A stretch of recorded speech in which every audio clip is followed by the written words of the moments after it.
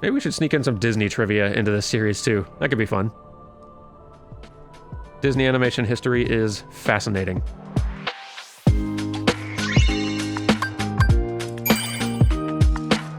Bit of trivia about Alice in Wonderland, the film. So the film actually wasn't that big a hit when it came out. Just kind of did okay. But it actually became way more popular in the late 60s, for reasons which I'm sure you can probably guess without having to think too hard. Anyway, she's not the one you're looking for. That's nonsense. Have you any proof? I love that series of cuts. Other thing I love, which, by the way, I've said this before in other Let's Plays, but so you may have heard this before, but the voice actress for Alice here in this game is the same actor as in the original film. Catherine Beaumont, who played both Alice in Alice in Wonderland and Wendy in Peter Pan back when she was in her early teens, came back to voice both characters in this game in her 60s, and sounds pretty convincing, actually. So, bit of Disney trivia about Hercules. James Woods was not the first person that they cast for the role of Hades. They actually originally cast John Lithgow, and he actually recorded all of the lines, and then they ended up replacing him entirely. And they were also considering at one point Jack Nicholson, which that would have been an interesting Hades. But then, good luck getting Jack Nicholson back in the booth for a bunch of Kingdom Hearts games. I don't picture that actually happening. Granted, in retrospect, having someone other than James Woods the person would probably be great. But say what you will about James Woods, that dude loves voicing Hades. He will come in to record for Hades anytime. Dude loves that character. Let's keep this Disney movie trivia thing going. I'm kind of enjoying this. Let's see, Tarzan. Okay, so Tarzan was pretty remarkable in terms of animation tools production for being the debut of Disney's Deep Canvas tool. So Deep Canvas was this revolutionary at the time tool which allowed background painters to paint on 3D objects as if they were 2D objects. Basically, all of the trees which Tarzan would be swinging from and jumping and skating across were 3D objects, actually, which the background painters could paint on digitally. Which, again, pretty standard approach to digitally painting a 3D object now, but that's basically what ZBrush is, but pretty revolutionary at the time. And I don't know if you've watched Tarzan recently, but those backgrounds and those environments look good. That jungle is gorgeous. All right, your Disney trivia for Winnie the Pooh. This isn't really very good trivia, but there was a Winnie the Pooh movie that came out in 2011 that no one went to go watch because the last Harry Potter movie came out that same weekend. Go watch that Winnie the Pooh movie. It's really good. It is charming and adorable. And it was, as far as we know, the very last Walt Disney hand-drawn animated feature. Maybe the last one there will be. So, yeah, don't sleep on that. Aladdin Trivia. This was the last movie that Howard Ashman worked on. Howard Ashman was a guy who was largely responsible for the Disney Renaissance in the 90s, starting with The Little Mermaid being as great as it was. He wrote the lyrics for all the songs in Little Mermaid and Beauty and the Beast, and was, in large part responsible for their, coming together as well as they did. Unfortunately, he died really young of AIDS, just as Beauty and the Beast was premiering, which is, really sad story. He's just an amazing guy. It sucks we lost him so soon. But Aladdin was kind of a pet project that he'd been starting to put together in the background while Little Mermaid and Beauty and the Beast were going on. So this ended up being the last one he was involved in. And I don't think it ended up being very similar to what he was originally planning, but still turned out great. Anyway. Comes with a job. Phenomenal cosmic powers, itty-bitty living space. It's always 3 wishes, then back to my portable prison. So, as you can probably tell, not Robin Williams voicing Genie here. That would be Dan Castellaneta, the voice of Homer Simpson, and backup voice for Genie when Disney needed him. But he's a Dan, and on this channel we give Dans respect. Oh, he's the voice of Homer also, so I feel like he's earned it. Also, the animation on the Genie is actually a really good showcase of how difficult it can be to reproduce Disney film quality animation. Not only in 3D, but in a video game on a, lower budget per second of animation, basically. You got Genie, animated by legendary Eric Goldberg, one of the Disney Renaissance's best animators. And that character's animation in Aladdin the film is amazing. It is so, so good, and Robin Williams' voice is so perfect for that character as well. To put that character in 3D, that really exaggerated, cartoonily animated character in 3D, and that's really hard to do. That's really hard to reproduce. I'd be interested to see them try now, because I bet they'd actually do a pretty impressive job, but yeah, that's a character that deforms that many ways and that transforms into other characters and does all that kind of zany, cartoony stuff. That's a challenge in 3D. Much more so on a video game budget where you got fewer animators who have to animate a lot more runtime. So you can't, they can't spend a week or more on a shot. And so the end result you get is that cutscene you saw where the Genie's animation is really more obnoxious than anything. Just kind of exhausting to watch. Carey, put up just a few seconds of that again. Your dearest wishes granted. Today's winner is Aladdin. Congratulations. Because, yeah, that just wears you out after a while. Anyway, what was I saying? Right, Mel Blanc, man of 1,000 voices. An incredible voice actor back in the day who you almost certainly know from Looney Tunes, and most of the voices in Looney Tunes. He was incredible. He did a shockingly small number of voices in Disney animated productions, though. It's a very small number, and almost all of them are little bit parts. Now, originally, Mel Blanc was cast to play a voice in Pinocchio. He was going to be the voice of Gideon the Cat, who was Honest John's little sidekick. And if you have seen Pinocchio, the Disney film, you probably don't remember Gideon talking, and that's because he doesn't. They ended up making him a silent character later, and so we didn't really get that Mel Blanc performance. Except for one little sound. There's a moment in the film where Gideon the Cat hiccups. That's Mel Blanc. That's the only place his voice appears in the entire film. Oh yeah, we didn't do Disney trivia on Little Mermaid yet. Silly me. So, when animating The Little Mermaid, the Disney animation team actually did something that had not been done for a long time with Disney feature animation, which is to say that they brought in actual real-life actors to perform as reference for the animated characters.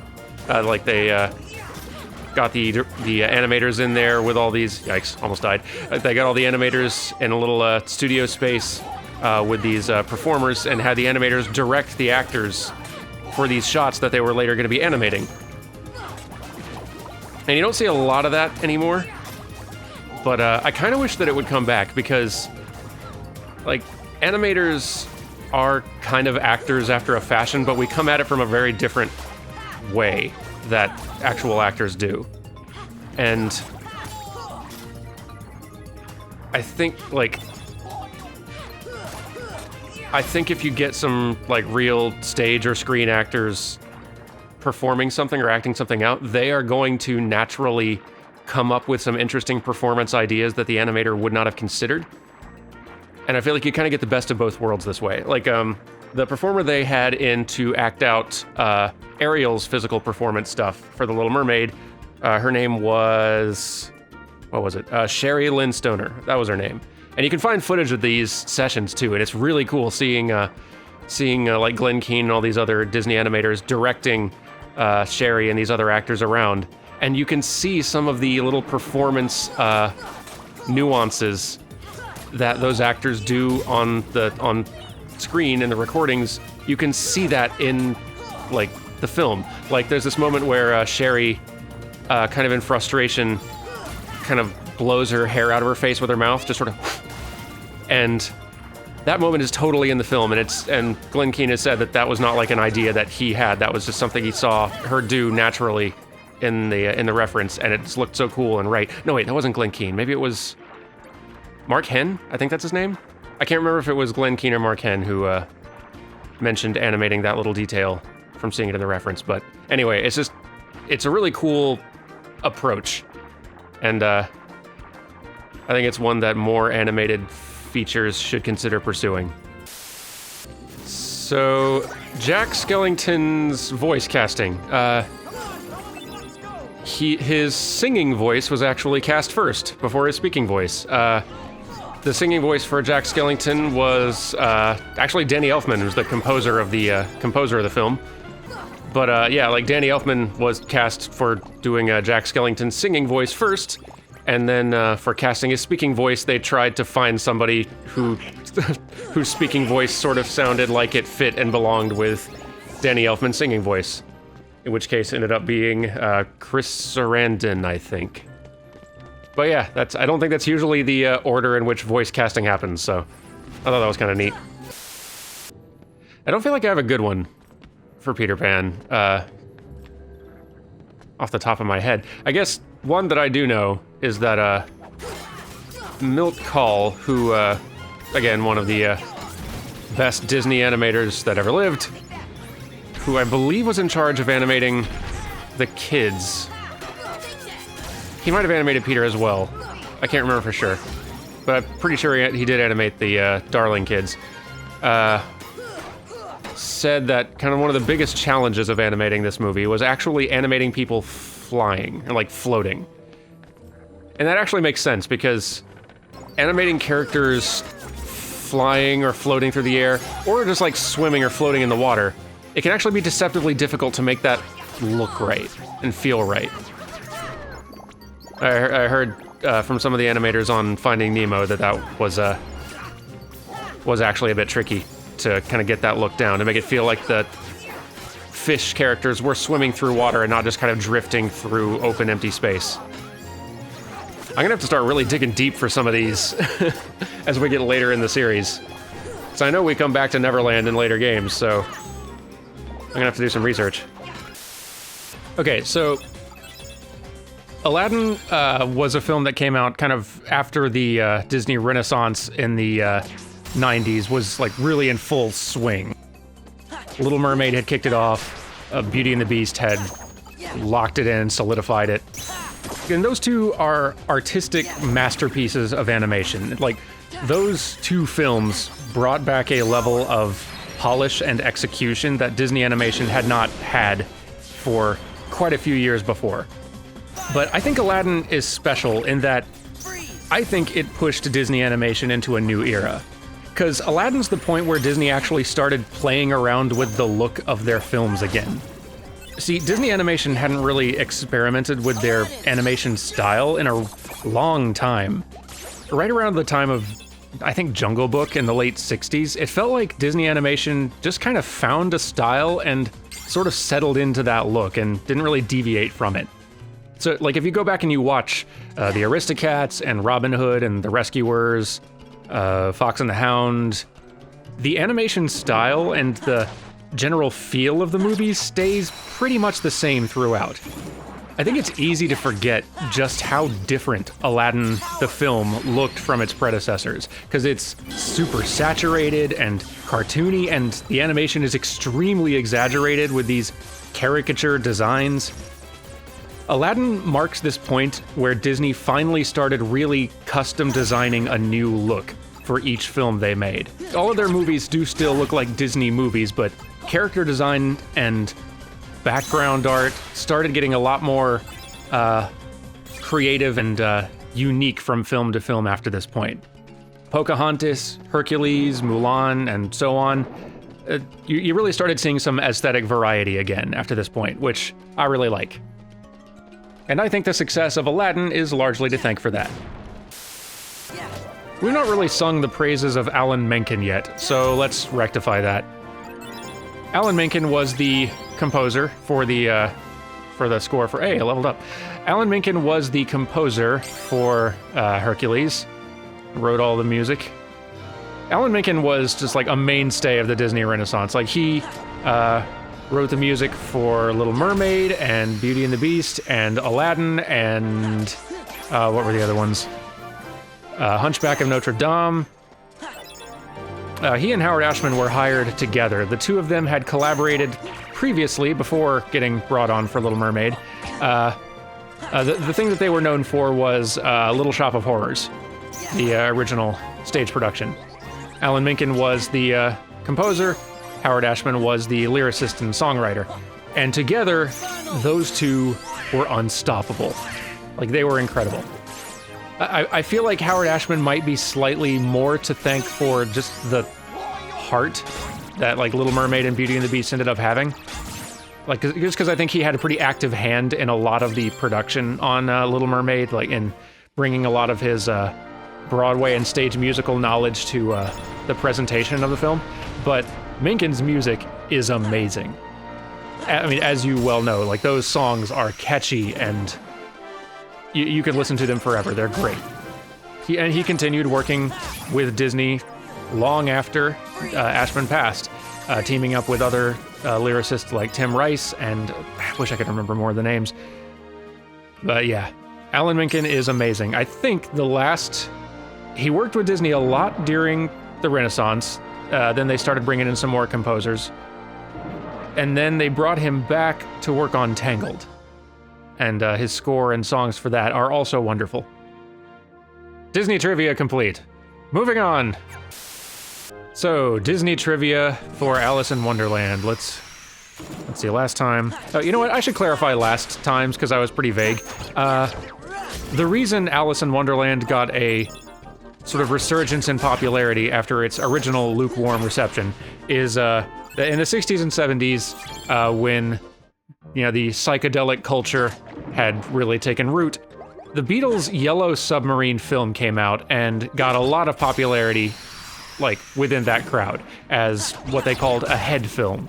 And thanks to the popularity of that really abstract sort of psychedelic movie, other animated films like Alice in Wonderland started seeing renewed interest, and as a result, Alice in Wonderland became much more popular and then much more successful. I think that Disney actually even theatrically re-released Alice in Wonderland in the 70s with like sort of a wink nudge in the marketing as to this being, hey, this is what you drug people like, right? So, yeah, so that's why it was popular again in the 60s and 70s. But let's get a new fact, new Disney trivia. So, Walt Disney tried a lot of times to make Alice in Wonderland animated stuff. Like, a lot of times. He had grown up with the books. He apparently really wanted to make that film happen because he tried over and over. The first attempt was in 1923 at his first company in Kansas called Laugh-O-Gram Studio. Doesn't quite have the same ring, but he was producing a series of shorts called Newman Laugh-O-Grams then, and they weren't super successful. The last one he managed to almost finish producing before the company went under completely was about Alice in Wonderland. Then he moved to Hollywood and started up his new company in 1924 and managed to secure a deal with a distributor named M.J. Winkler to produce a series called The Alice Comedies, which really was kind of taking a lot of his ideas from that previous Alice film and making a full series out of them. And these were interesting. These ran for like 4 years. They were a series of cartoons featuring a live-action actress interacting with a bunch of animated characters in a very Roger Rabbit kind of way. Then in 1933, Disney was strongly considering producing a live-action Alice in Wonderland movie, but he kind of got put off of the idea when Paramount did the same thing and he didn't like their results. Then in 1938, once Disney feature animation had already sort of taken off, Snow White was a huge hit.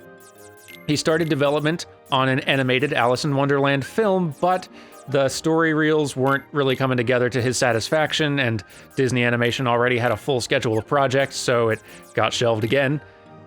And then in 1945, after World War II ended, Walt started exploring ideas and possibilities for an Alice film again, thinking that he would be doing another live-action / animation hybrid thing like those Alice comedies, but as visual development progressed, he decided that animation was really the only way to do this world justice. So the film pivoted to being a fully animated feature, and production on the film that we now have finally began. Took a long time to get that film made, is my point. All right, this one's a little bit less trivia and more of an observation.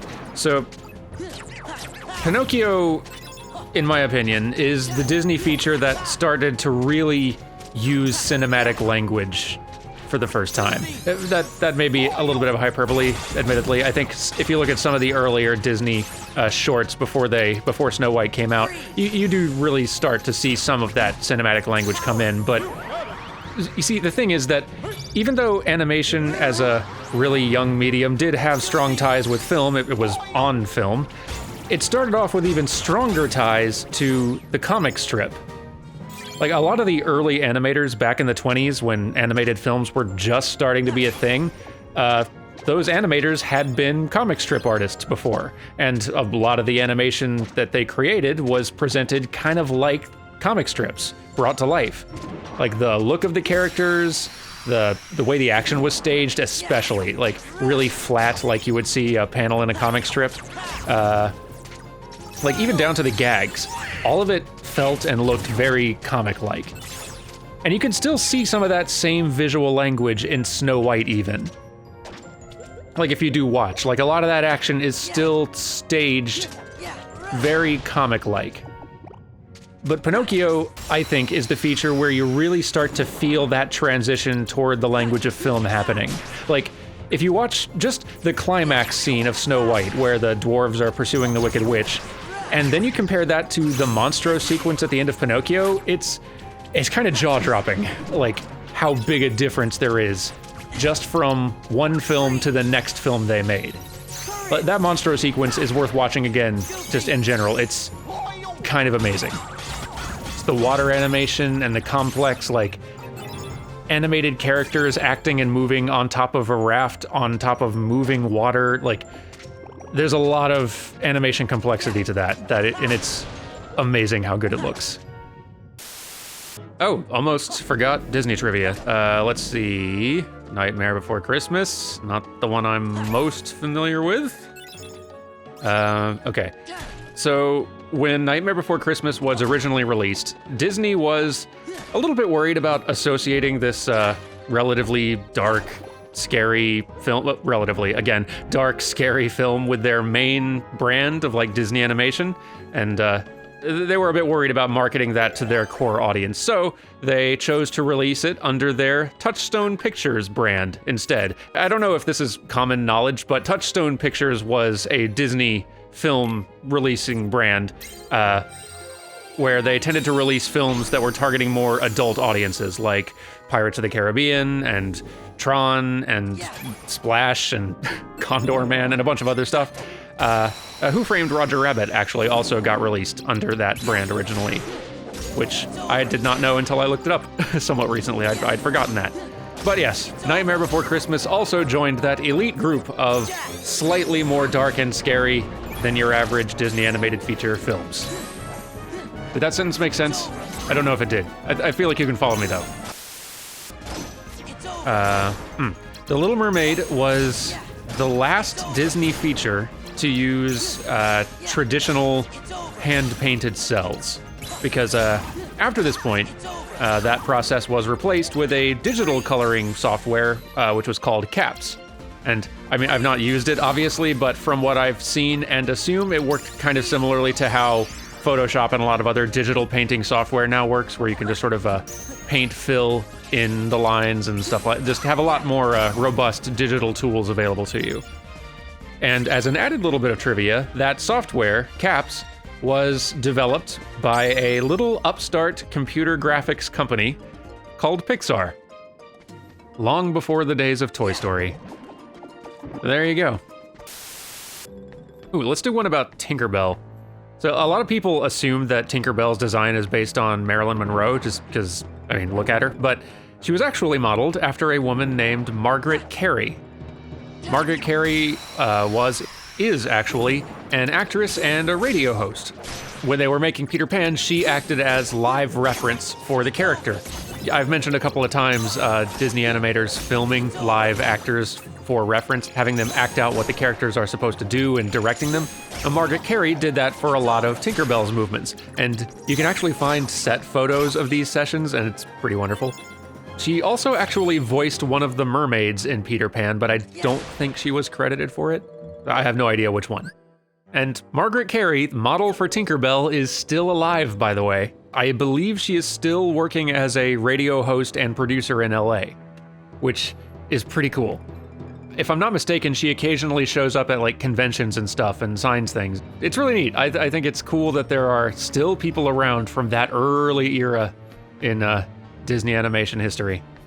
Anyway, I guess Hollow Bastion isn't really a Disney world, but given that we're having two little miniature Beauty and the Beast story arcs happening in this world, maybe I should go ahead and just do a Beauty and the Beast trivia instead. So let's do like a little mini one. Okay. David Ogden Stiers is a voice actor that Disney used a lot in the Disney Renaissance and a ways after. He voiced, goodness, who all did he voice? In Beauty and the Beast, he voiced Cogsworth. He has a lovely voice, by the way. He voiced Cogsworth, and also he voiced the opening narrator. Like, if you remember the opening narration to Beauty and the Beast, the very deep, rich voice, that is also David Ogden Stiers. And they also brought him back for other films like Pocahontas, in which he was Governor Ratcliffe. I think he was Ratcliffe and Wiggins. That's kind of amazing.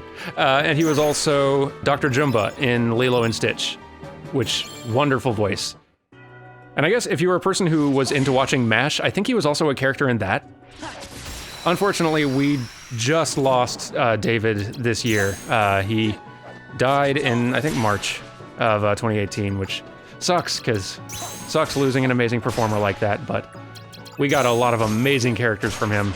Not even in just Disney, but even if you are counting just Disney, a lot of amazing characters from David Ogden Stiers. Like, what a good batch of really varied voices. There are a lot of performers that Disney brings in over and over again into their films. You got the voice actor for Baloo the Bear, whose name I can't remember off the top of my head right now, who they brought him back for a lot of movies. He was in the Aristocats, he was Little John in Robin Hood, but he was using his same voice every single time, and why wouldn't he? It's an amazing voice. They tended to bring lots of people back for repeat performances, but not often that you get a performer coming back over and over again and doing radically different voices every time. Cogsworth and the narrator of Beauty and the Beast are by themselves two very different voices. Ratcliffe is another voice, and Wiggins is a very different voice. That's very cool, I think. Voice actors are amazing, man. Alright, so this bit of Winnie the Pooh trivia I have is not the most happy, I guess, but I guess let's just go ahead and get it out of the way now so we can be cheered up by some more minigames. So, the 1977 film, The Many Adventures of Winnie the Pooh, which really was more of a compilation of several Winnie the Pooh shorts that they'd been producing over the last decade, but that film was sort of a last hurrah for a lot of the mainstay Disney voice actors. Because, first you got Sebastian Cabot, who narrated The Many Adventures of Winnie the Pooh, and also voiced Bagheera in Jungle Book, and also Sir Ector in Sword in the Stone. Unfortunately, he died the year the film was released. And Junius Matthews, who played Rabbit in Winnie the Pooh and Archimedes in Sword in the Stone, died the following year. Barbara Luddy, who played Kanga in Winnie the Pooh, but also Merryweather in Sleeping Beauty and Lady in Lady and the Tramp, died a year after that. The voice of Eeyore was actually the only vocal performance Ralph Wright ever did, although he was a longtime member of the Disney Story Department. And Pooh himself was the last of many amazing Disney character performances given by the great Sterling Holloway. And seriously, what a character to end a career with. Sterling Holloway was so good. I guess this isn't really a Disney World, is it? I don't have any trivia to offer. But you know what? Since this is not a Disney World, let's just call it Runner's Choice. We're probably never going to get a Disney World set in Emperor's New Groove, so let me go ahead and give a bit of Disney trivia on that one. There was a documentary made about the production of The Emperor's New Groove, and that film had a particularly troubled development. It basically went through a full reboot mid-production, which is always rough. The original film was planned to be titled Kingdom of the Sun, or Kingdom Under the Sun, I forget which, and it was being directed by Roger Allers, who directed The Lion King, or took over direction of The Lion King back when it was in troubled production. And it was going to be, in its original form, The Emperor's New Groove was going to be much more along the lines of those classic Disney Renaissance films, especially one of those that was meant to have a lot of gravitas to it, kind of like Pocahontas and Hunchback. But the film was going through a lot of trouble, and it eventually got not entirely shelved, but was in very near danger of being shelved. They went through a director change. There's this whole big story behind it, and eventually pivoted with a new director to this version of Emperor's New Groove that we have today, which is actually wonderful. I love that movie. But we never would have known the full story behind that development if it weren't for this one documentary that Disney tried their hardest to bury forever. Sting was one of the artists brought on to write songs for Emperor's New Groove, even in its earlier form. And one of his conditions was that his wife, who's a filmmaker, be allowed to film a documentary of the production of it. This film was released theatrically for one single screening at a film festival in Toronto, I think, and then vanished forever. Until, in, I want to say 2012, maybe 2013, somebody found it and put it up on YouTube for about a week. It wasn't up there very long, but that was all it took for everyone to see it and download it and do everything they needed to preserve it. And thank goodness they did, because frankly, that documentary, which is titled The Sweatbox, is the best film animation documentary I've ever seen. And it's because it is all being filmed mid-development and not retrospectively, not after the film is already made and successful or a failure. Which means that every time you're seeing someone in an interview, they don't know how this story is going to end. So you are catching them in the midst of all of their stress or frustration or uncertainty or elation when something's going right. It perfectly captures the feeling of being on one of those productions where that production is not going especially well and you don't know how it's going to turn out. And everyone's hopeful but really uncertain. Other documentaries about animated films have tried to kind of recapture that. You'll see in various documentaries about Toy Story, they'll talk about, I think, Black Friday. They'll talk about this day where the film was almost canned or they had a really bad screening. But the thing is, the film came out and was an enormous success years back at the time they filmed those interviews, so everyone knows how the story ends. They'll say, oh boy, it was a really dark day and we didn't know what was going to happen, but then we got back to work and started in this new direction and it really worked out and came through. And that's fun to see, but seeing those interviews where the person being interviewed doesn't know the end of the story and is just as stressed out about it in that moment, in the middle of that stress, is something really special and unique. And it humanizes the process so much more. I highly recommend, if you haven't seen The Emperor's New Groove, definitely watch that, because it's the funniest. I don't know, there may be some more recent contenders. I would argue it's still the funniest film Disney Animation's ever made. But also, immediately after, go find The Sweatbox on YouTube or wherever you have to find it. You're not going to find an official release anywhere, I'll tell you that. Go watch it and enjoy, because it is a wonderful thing. I desperately hope that Disney someday releases that documentary officially, because I think it is so valuable seeing the full, unsugar-coated, behind-the-scenes stories of these films' productions, especially with films that turned out great despite a lot of production difficulty. I think that makes them feel even more like a triumph. And it should. Anyway. So, as I said in the last episode, we're going to be doing the Disney facts and trivia a little bit differently this time, since we're revisiting some of these worlds for the third time already in the second game. We're just going to do some Disney trivia from some different Disney movies this time, just to mix it up a little bit. Let's do one from the first Disney animated film today. Let's talk about Snow White. Now, for those of you who don't know this already, Snow White was, I guess this is obvious, it was kind of successful. It did really well, like really well. It is still one of the most successful, profitable films of all time domestically. But prior to its release, it was not expected, like, it wasn't expected to be a success at all. Like, people thought that this film was a horrible idea. It was phenomenally expensive, for one thing. Walt was mortgaging his house to pay for it. Hollywood was making fun of him the entire time. The production was nicknamed in Hollywood Disney's Folly, so they weren't subtle.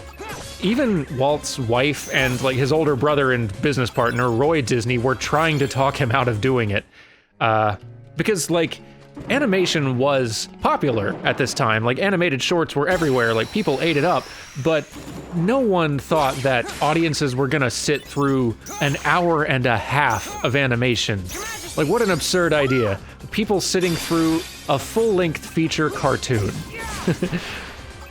People literally really thought that audiences' eyes would get tired from watching that much animation in one sitting, which is kind of an absurd idea to us now, but at the time that is what they thought, because a feature-length animated film had not really been done. So it was not expected to be a success at all, much less one of the most successful films ever made. And thank goodness it was successful, because in a really roundabout way, I guess I kind of owe my career to that film doing well. In a very roundabout way, but still. Anyway. So, I guess another Disney trivia now. So, actually, let me, sort of rectify the last Pinocchio Disney trivia I did. I mentioned last time that, Pinocchio the film is the first of Disney's animated projects that really starts to adopt more cinematic language, in my opinion. And I had mentioned that a lot of early animators were comic artists. Now that, I think, I need to double check that information, because I may be wrong on that point. It may not be that there were a whole lot of ex-comic artists who were moving on into being animators. I think some definitely were, because there is a heavy comic strip influence to early animated shorts. Again, the way they are presented is very comic-like and gag-driven, and you can see a lot of frames of those early, like, Felix the Cat cartoons look like a comic panel that's just moving.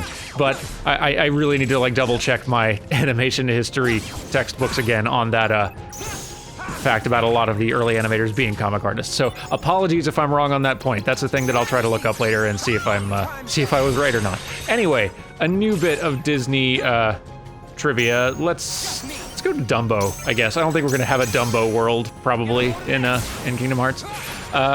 So Dumbo was the fourth feature that Disney Animation made, and Snow White had been a big hit. Pinocchio did okay. I don't, like, they poured a lot of resources into that, and it's a beautiful movie, but I don't think, it didn't do nearly as well as Snow White did, and Fantasia bombed hard. So Disney was kind of in need of a hit, especially because World War II was going on, and that was not great for business, turns out.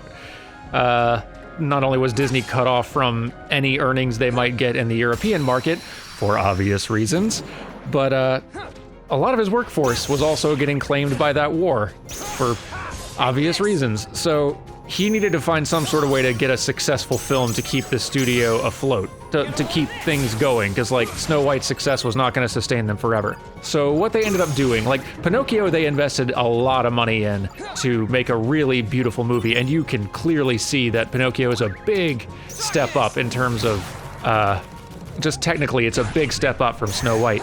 So the way that Disney decided to try to make a more surefire, successful film was to streamline, to go for something smaller in scope, a little bit less expensive to produce. So Dumbo is a shorter film. It is a less technically demanding film. It's scoped down in about every way you can imagine. It's much leaner. It cost a lot less to make, and as a result, was the first quite profitable Disney feature to be released after Snow White. So it did the job it needed to do. Let's do Bambi. I'm pretty sure we're never gonna have a Bambi world, so let's do that. And we'll make it a quick one. So the Disney animators were growing and learning pretty fast during that first decade of Disney feature animation. Like, each film was just a big step forward. Like, it's amazing, really, when you think about it, that they went from Snow White to Pinocchio, which is a big jump up in quality, to Fantasia, which is just like this big artistic animation spectacle. It's really incredible. And Bambi was a pretty major milestone as well, because prior to this film, the animation of animals was pretty simplistic overall. If you look at the animals in Snow White, there's a lot of them, and they've all got this cartoony, squishy, round feel to them. They're all loose approximations of animals, very cartoony feeling versions of animals. None of them really feel real. If you look at the way they move, it doesn't seem to be derived from an observation of how those creatures actually move in real life. It's sort of like a simple suggestion, like rabbits are hopping, deer are walking on four legs, all that kind of thing. But if you look at Bambi, it is clear that the animators really pushed themselves, because the movement of deer in general in that film is really well observed and really true to the body mechanics of that animal.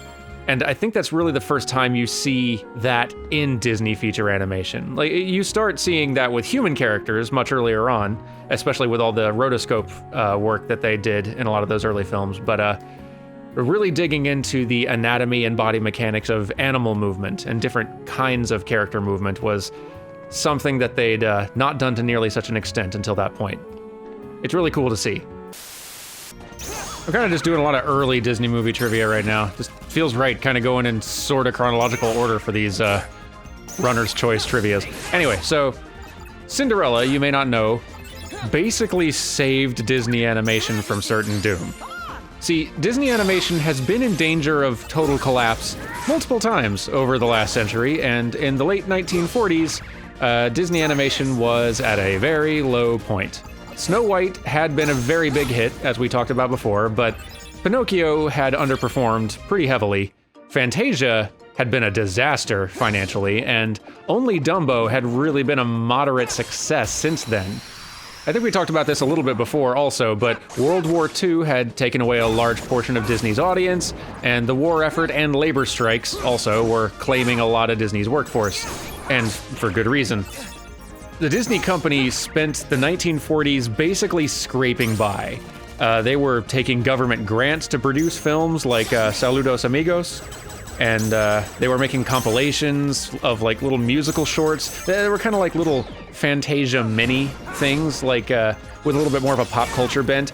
Films like Make Mine Melody and Fun and Fancy Free. You may have never heard of any of these films, and they're not amazing. Some of the little shorts in there are individually okay, but there's a reason that they don't get re-released from the vault all that often. Anyway, the studio by the end of the 40s was like $4 million in the hole, which is, in 1940s money, very bad. Basically, if Cinderella didn't make money, there was not going to be another Disney feature following it. Fortunately for us, though, the film was great, and it did great too. And it kicked off a whole new age of Disney animation. It did more than well enough to keep the lights on, which is really, at that point, all that mattered. We're almost certainly never going to have a 101 Dalmatians world, so let's talk about that. 101 Dalmatians was the first Disney feature to deploy Xerox technology to transfer the animator's drawings right to the cell, rather than having them be hand-traced and inked by some other person in an inking department. So this was a cost-cutting measure, which the studio definitely needed at the time, and it resulted in a pretty massive layoff for the studio as the inking department was pretty much completely axed. That part sucks. And the Xerox look definitely is pretty different. A lot of people were not a huge fan of it. I don't think Walt was a fan of it either. It was rougher, you could see the sketchiness of the animator's pencils rather than those nice, clean inked lines that the previous films had. A lot of people felt like it just kind of looked cheaper. And to a degree, it did look a little cheaper, but personally, I actually kind of dig it, because there's this liveliness to the animator's original line work that always seems to get cleaned up and reined in just a little bit with the inking process. And that's just something I always kind of felt looking at those older movies compared to like the original sketchy pencil drawings that the animators had done on paper. But if you look at these movies in the Xerox era, that line work isn't being filtered through another artist. You're seeing the animator's drawings more directly, and I kind of prefer it. It feels more like the pencil drawings coming to life, and I really dig that. Go watch 101 Dalmatians again sometime. There's something really nice to the animation in that. I like the Xerox look. Not everyone does, but I think it's, as an animator, I think it's really cool. I like getting to see a bit of the craft right there in front of you. Anyway, now let's skip ahead a bit from the last few films we've been talking about and jump to the Aristocats, which will almost certainly never get a Kingdom Hearts world. So the Aristocats is actually a surprisingly important moment in Disney animation history. I know you probably wouldn't expect that, but it actually was. It was the first Disney animated film produced without Walt's oversight. Walt had passed away during the production of the film before, which was Jungle Book, and by this point the team had been working with Walt for so long that they had some instinct for what he might or might not have liked, and they tried to act accordingly. Like, what would Walt do was a constant question around the studio around that time. A lot of people were questioning whether the animation department should continue operations at all with Walt gone. Because the Disney company was growing a lot by this point and really diversifying. Like, there were theme parks, there were live action films, Disney was getting into a lot of different stuff. And the animation department was hardly the most profitable product the company was putting out. Disney animated films, historically, have been maybe 50-50 in their historical success rate. There are a lot of better ways to make money than making animated films for Disney at this point in time. But you could easily argue that Disney animation would have been shut down long ago, long before the point of making Aristocats, had someone else been in charge. But Walt really believed in animation. Like, he loved it. He wanted that department to thrive, and so he kept it going through the hard times. But without him there, with him being gone, a failure, like a bad failure, could really mean the end for Disney animation after this point. So they had to be cautious, and they were very cautious with the Aristocats, and I think you can kind of feel it a little bit when you watch that movie. A really dark era was coming up for Disney animation in general. Like, if you look at the order of films released, you're just gonna see the budgets for those films get lower and lower and lower. I think Robin Hood might be the low point. Might be Rescuers, but I want to say Robin Hood is the cheapest Disney feature film produced. I guess, I don't know if the wartime films like Make Mine Music were any cheaper. Maybe they were, I don't know. The point is, it was a dark time coming up, and the Aristocats needed to do at least well enough to keep the lights on a little longer, and to keep higher-ups and executives from kind of coming in and saying, okay, maybe we should stop this now, Walt's gone. Fortunately, Aristocats did pretty well. At least well enough to greenlight a few more movies, and that's really all it needed to do. All right, for Disney trivia, let's talk about Robin Hood. I mentioned earlier that it was one of the cheapest Disney animated films ever produced. Because, yeah, Disney animation was at a very low point following Walt's death. But those extremely tight budgets at least kept all these individual films from risking too much money lost. And really, it was just about surviving from film to film at that point. And I must say, despite how low-budget Robin Hood was, you see those stories about recycled animation and such for a reason, it's still a lovely little film despite the fact. I call that a unmitigated success. All right, let's do one more bit of Disney trivia here. Maybe the last one for this series, because I don't know how many more worlds there really are left. So let's go ahead and go out on a bang. So, and this one's gonna be a quiz, just for one question though. Which was the first Disney animation film to use CGI? Now, some people might guess that Beauty and the Beast scene with the 3D ballroom, but nope, it was a lot earlier than that. You might have guessed Aladdin, and Aladdin did use CGI in some places for, like, the magic carpet, also certain set pieces like the Cave of Wonders and, like, the tiger head, but that wasn't the first one either. The Little Mermaid did have a couple CGI backgrounds, as well as some 3D vehicles like the ships and the carriages in certain shots, but that was not the first one either. Now, some of you might be guessing, instead, The Great Mouse Detective. And yes, that film did use CGI to create the clockwork backgrounds inside Big Ben, but that wasn't the first use of CGI in a Disney animated feature either. The very first Disney feature to utilize CGI was, in fact, The Black Cauldron. Yes, that train wreck. The film is a mess, but it was the first to deploy CGI. CGI was used for a boat and a bunch of bubbles, and actually the cauldron itself. So there you go. That was the first use of CGI in a Disney animation film. Anyway, let's fight a boss. I guess I should do some Disney trivia real quick. I don't feel like I need it as badly as I needed it in Chain of Memories, because I was just trying to find any way possible to make that repetitive flow of the game a little more entertaining. But let's see if I can think of something short. Okay, Mulan was one of the only 3 films, in fact it was the first of the 3, produced at Disney's short-lived animation studio in Orlando, Florida. Mulan was the first of the films produced there. Lilo and Stitch was the second. And Brother Bear was the third, so, 2 out of 3 ain't bad. So, another tiny little bit of Disney trivia, since the last one was small. Captain Li Shang, in the Chinese dub, I believe, was voiced by Jackie Chan, which I think is delightful. Let's see, Beauty and the Beast. It's our first actual Beauty and the Beast one. Feels weird. Anyway, so I don't know if a lot of folks know how animation production worked back in the day for Disney stuff, but the way that these productions often worked was that the lead animators on the team would often sort of be cast or be given specific characters who they were in charge of. Sort of in the same way that you would cast an actor to play a certain character, you also had an animator who was kind of cast as the supervisor of that character. They would help to design the way the character looked and moved from the start, and they either animated or oversaw pretty much all of the key scenes that that character was involved in. And Beauty and the Beast in particular, I think, was cast extremely well in terms of like lead animators, and actors too, obviously, but the lead animators they had on this are great. You got James Baxter and Mark Henn on Belle, and like Mark Henn was known in particular for animating some of Disney's best heroine characters. He worked on Ariel, he worked on Tiana in Princess and the Frog later.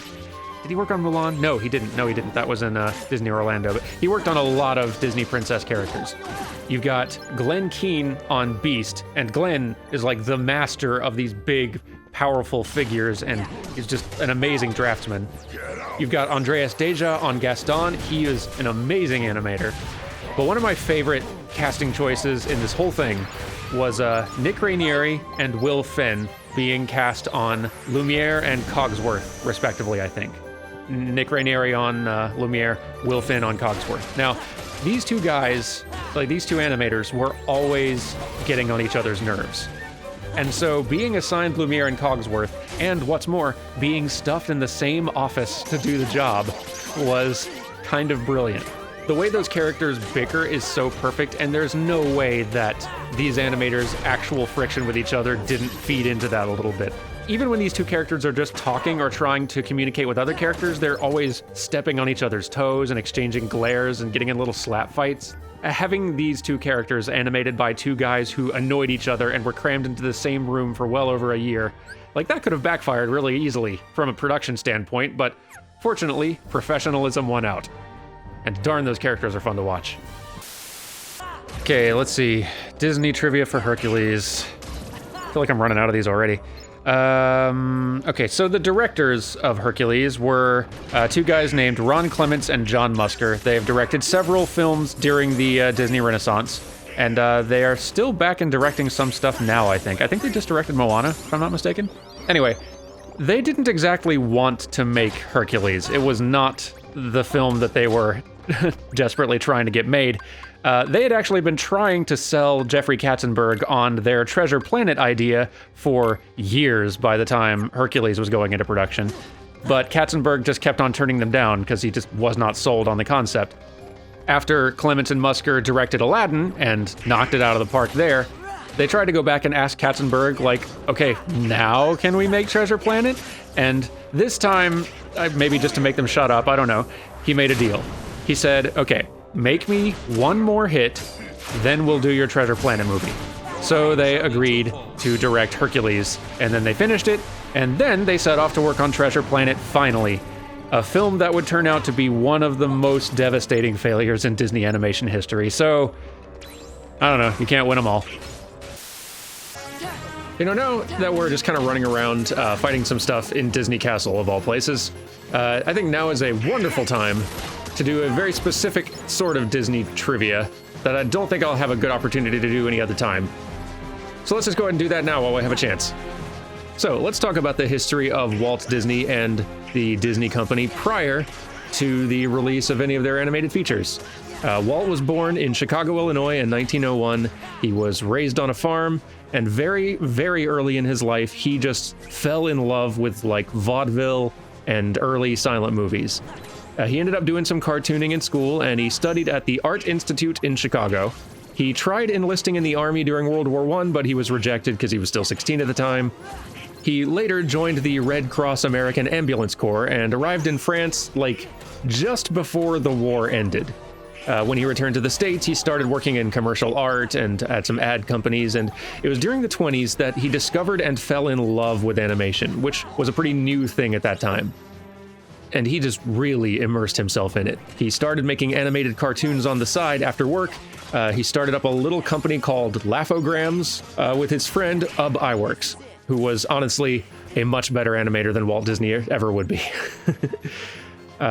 Walt had a little bit of trouble getting things off the ground and securing clients who felt like giving a bunch of money to a 19-year-old, so when Laugh-O-Grams inevitably went under, Disney decided that he was going to go to Hollywood. So at the age of 21, with $40 in his pocket, he moved to California. He ended up founding his own studio there with his brother Roy in 1923, and they set up shop first in his uncle's garage, later in some rented office spaces.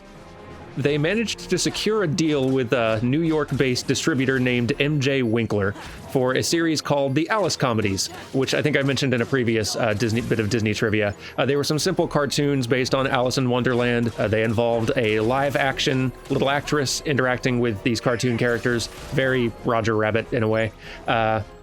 Walt animated those things himself at first with the help of a couple ink and paint girls, but they eventually brought Ub Iwerks out to the studio to take over animation so Walt could focus on directing and story, which, again, that's probably the thing Walt was better at.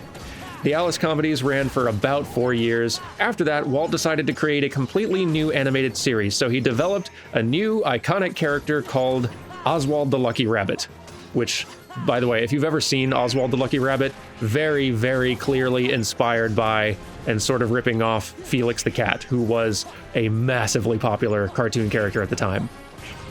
Walt created about 26 Oswald shorts over the course of a year, but unfortunately when he approached Winkler to see about getting money for a second year, he found out that Winkler had actually gone behind his back and hired up most of his animation staff with the intent of producing Oswald cartoons without Walt's studio for less money.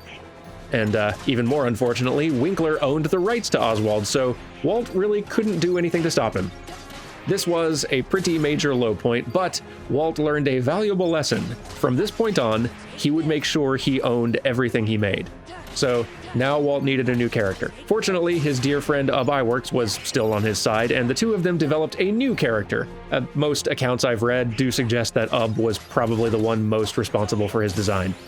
Walt originally planned to name his mouse character Mortimer, but his wife suggested that Mickey was better. They made a couple of silent cartoons starring Mickey, but Walt was really excited about the idea of making the first synchronized sound cartoon, because the jazz singer had come out and Walt saw it and was like, yes, this is the future.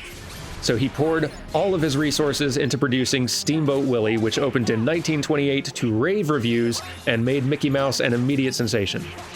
So now, finally riding high on a success of some sort, Walt began a series of cartoons called Silly Symphonies, each of which featured all new casts of characters, and that kind of had the benefit of allowing for a lot of experimentation from project to project. And all of these Silly Symphonies were really successful, like some of them even won Oscars. I don't know if you've ever seen The Three Little Pigs, which was one of those Silly Symphonies, but that one actually got listed above the feature film at a lot of theaters due to its popularity. Like, these shorts would often appear in theaters before a feature film, but Three Little Pigs got top billing. And it's kind of understandable because it was the Great Depression around this time, and America really needed a cheer boost. But Walt was definitely the visionary type, and he knew that the success of these shorts was not going to sustain the studio forever. Fortunately, he already had a much bigger project in mind, which was a full-length animated feature. But, excited as he was for that, he knew that his team was not quite ready for that challenge yet, so he was using Silly Symphonies as kind of like a training ground for developing new techniques and driving the artists to improve their skills. He had the animators taking life drawing classes, he was constantly pushing them to improve, he started hiring more talented animators wherever he could find them, which kind of got a lot easier during the Depression when everyone suddenly had no jobs. But then in 1934, one night, he gathered the team together and he told them, "We are going to make an animated feature." And then he proceeded to pitch the story for Snow White and the Seven Dwarfs. And then they made it. And Disney Animation took off. So that's the whole story. Let's get back to actually playing this video game. So, Steamboat Willie, which is the cartoon which this world is based off of, by the way, if you hadn't already guessed, was not actually the first animated cartoon set to synchronize sound. The Fleischer brothers at Inkwell Studios beat Walt to that by like 4 whole years. And made like a lot of synchronized sound cartoons, although apparently their cartoons didn't stay synced to sound all that well. I think Steamboat Willie synced a lot better. But also, another fact, Steamboat Willie was not even the first appearance of Mickey Mouse. Like I said in the last Disney Trivia, there were 2 silent Mickey Mouse shorts prior to Steamboat Willie, but nobody liked them. So we've all just sort of collectively agreed to ignore their existence, and that's probably fine. Oh dang, it just occurred to me. I don't think I did a Disney Trivia for this world. Oops. Well, while Sora's doing his whole production, let's see. Alright. Pirates of the Caribbean came out like 15 years ago, which, yowza. But anyway, the role of Jack Sparrow was originally written, not with Johnny Depp in mind, but Hugh Jackman. That would have been interesting. You know, in retrospect, having Hugh Jackman in there may not have been too bad a thing. Well, let's do a really animation-y one. So, we talked before in a previous Disney Trivia bit about how Aladdin really helped to kick off an era of variety and character design aesthetic that a lot of Disney films hadn't had in a while. And a lot of the credit for that needs to go to Eric Goldberg, who was the supervising animator on The Genie. And he knocked it out of the park with The Genie, obviously, but he was pretty new to Disney at the time, but he'd had a really successful career animating a bunch of commercials over in Britain. And he pretty much set the tone for the design and movement of all the characters in Aladdin. Because he was one of the first animators on that project, and when he was first figuring out the Genie's design, he decided to model the character after Al Hirschfeld caricatures. Which, if you've never seen them, they look amazing. Highly recommend you look them up. They use a lot of really curved shapes and simplified silhouettes, which tend to lend themselves really well to animation. And on top of that, Goldberg started using a really broad, like exaggerated, cartoony animation style for Genie, and that aspect kind of trickled down into all the other characters in the film too, which resulted in a really cartoony Disney film, a lot more cartoony than they had been in the previous decade.